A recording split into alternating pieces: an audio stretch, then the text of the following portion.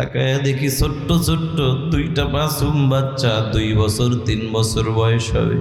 দুইটা বাচ্চা কান্দে, বাবার গলাটা জড়ায় ধইরা কান্দে আর কয় আব্বু আম্মু যাব, আব্বু আম্মু যাব। কথাটা বলার পরে আমি ডাক দিয়ে বললাম, ভাই বাচ্চা দুইটা মার কাছে দিলেই তো কান্না বন্ধ হয়ে যায়, আপনি কেন দিতেছেন না? কেন ওদেরকে এত কষ্ট দিতেছেন? কথাটা বলার পরে তাকে দেখি বাবার চোখে পানি,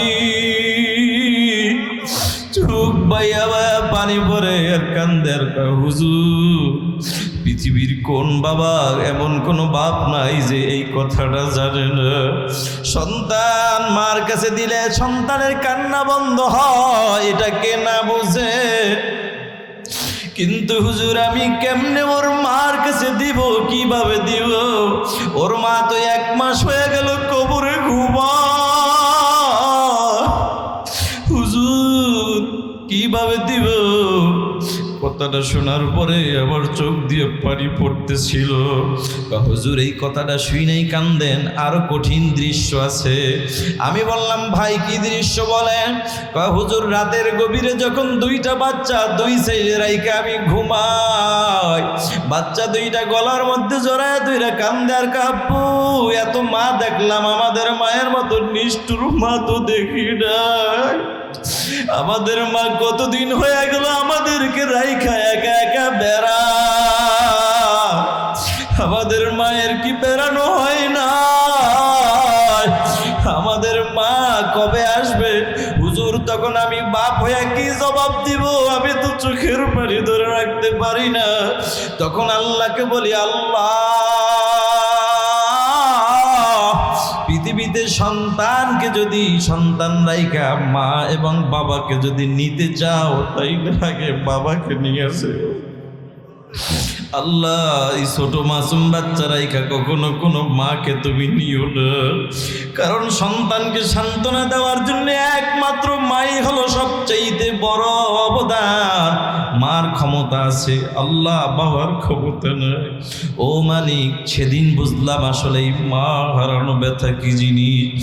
এই ময়দানে তাকায় দেখো, আল্লাহ মা হারায়া বাবা হারায়া এতিম হয়ে কে হাত তুলেছে রে মালিক? আল্লাহ সন্তানের হাত দোকানের উসিলায় মা বাবার কবরটাকে জান্নাতের বাগান বানায়া দাও। যাদের আব্বা আম্মা বেঁচে আছেন নেক হায়াত দান করো, অসুস্থ থাকলে সুস্থতার নেয়ামত দান করো। আয় আল্লাহ আমার আব্বা আম্মা দুজন অসুস্থ, মেহেরবানি করে সুস্থতার নেয়ামত দান করো। আমার শ্বশুর শাশুড়ি অসুস্থ, আল্লাহ সুস্থতার নেয়ামত দান করো। আয় আল্লাহ আমার বিবি এবং বাচ্চাটা অসুস্থ, তাদেরকেও সুস্থতার নেয়ামত দান করো। মেয়েটা আজকে অনেক দিন পর্যন্ত অসুস্থ, আল্লাহ মেহেরবানি করে সুস্থতার নেয়ামত দান করো। আয় আল্লাহ আসার সময় বলেছে, আব্বু আমার জন্য মাহফিলে একটু সবাইকে নিয়ে দোয়া করবা। ও আল্লাহ মেয়েটাকে তুমি পরিপূর্ণ সুস্থতার নেয়ামত দান করো।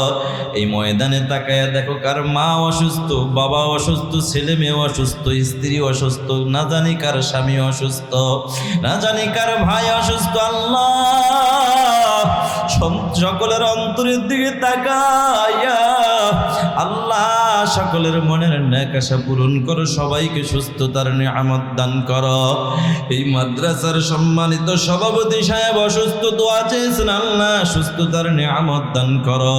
সহ সভাপতি সাহেব যিনি পাশে বসা অত্যন্ত ভালো মানুষ, আল্লাহ তাকেও তুমি নেক হায়াত দান করো, সুস্থতার সাথে নেক হায়াত দান করো।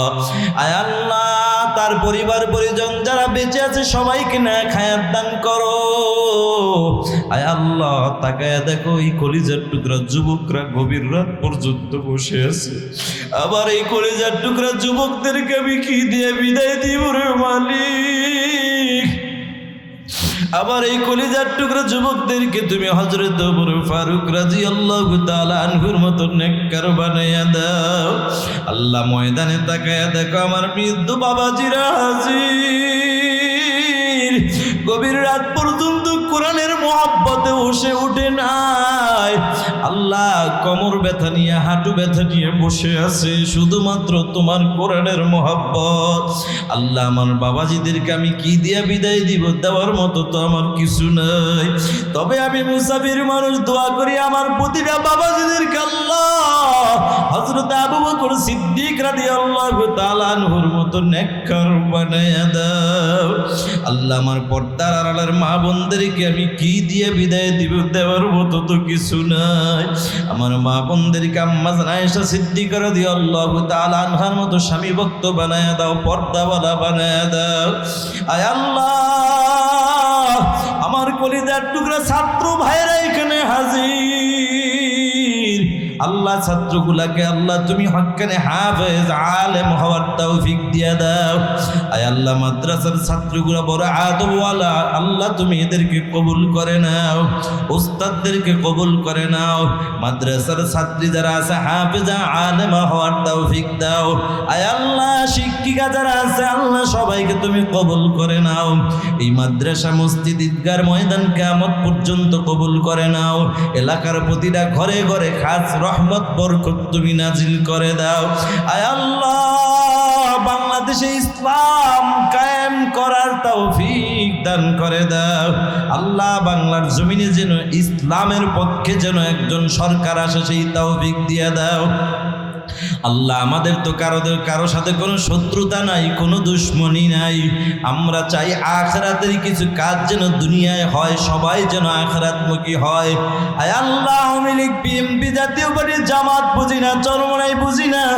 আল্লাহ যাকে দেই বাংলার জমিনে, আল্লাহ যাকে ক্ষমতা দিলে ইসলামের কাজ হবে, ইসলামের পক্ষে কথা বলতে পারবে, ইসলামের উপকার হবে, আল্লাহ ওই দলটাকে তুমি কবুল করে নাও। ও মালিক আল্লাহ তাকে দেখ, আমরা তো সবাই জাহান্নামের আসামি। গুনার বোঝা মাথায় নিয়ে হাত তুলেছি রে মালিক। গুনার দিকে যদি তাকাই জাহান্নাম ছাড়া উপায় নাই। আয় আল্লাহ তুমি যদি মাফ না করো আমাদের কোনো উপায় নাই। মাবুদ গো তুমি আমাদের সবাইকে মাফ করিয়া দাও। আয় আল্লাহ জানি না কোন দিন যেন শেষ বিদায় হওয়ার ডাক এসে যায়। আল্লাহ আমার সফর সঙ্গী শরীফ নামে ছেলেটা বুকে ব্যথা, অনেক দিন পর্যন্ত অসুস্থ, মেহেরবানি করে পরিপূর্ণ সুস্থতার নিয়ামত তুমি দান করে দাও। আয় আল্লাহ আমিও অসুস্থ, আল্লাহ মেহেরবানি করে সুস্থতার নিয়ামত দান করো। আয় আল্লাহ জানি না কোন দিন যেন মসজিদের পালকি খানা ঘরের দরজায় হাজির, কোন দিন যেন দোকানের সাদা কাপড়ের কাপড়গুলা বাজেট হয়েছে। ওই কঠিন সময় পবিত্র কালাম কানে শুনে দিও, আর জবানে পড়াই নিও বধুর বাণী কালেমা তৈয়বা লা ইলাহা ইল্লাল্লাহু মুহাম্মাদুর রাসূলুল্লাহ।